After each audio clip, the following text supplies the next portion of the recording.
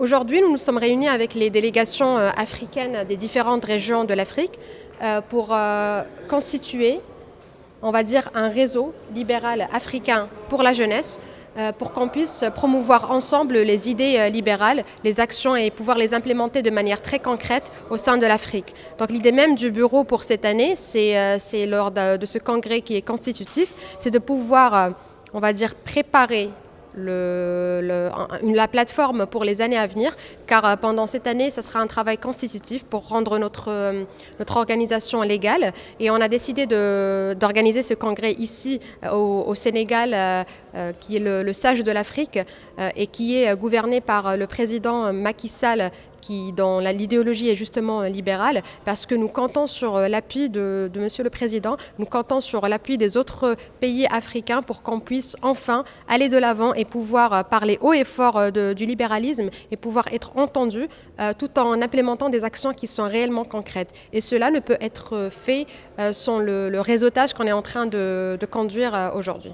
Juste après les élections, nous avons été toutes et tous rassemblés dans une sorte de session interactive pour collecter les idées et les objectifs qui nous incombent. Parce qu'en tant que bureau, comme j'ai expliqué, qui est constitutif, notre notre priorité pour le moment, c'est de pouvoir former les jeunes libéraux pour qu'ils puissent être les leaders de demain. Donc cela se passer peut-être à travers une académie formatrice. Cela va être le cas avec justement les différentes parties prenantes qui ont été présentes, qui ont répondu à l'appel positivement aujourd'hui. Et ça va être notre premier rôle. Donc c'est vraiment donner un nouveau souffle de vie à cette organisation qui collaborait déjà avec les instances libérales africaines, mais qui va franchir on va dire les limites du continent pour pouvoir apporter une valeur vraiment réelle et ajouter au libéralisme africain. Parce que notre histoire, si nous revenons à l'histoire de l'Afrique, c'est une Afrique qui est libérale, c'est une Afrique qui est libre,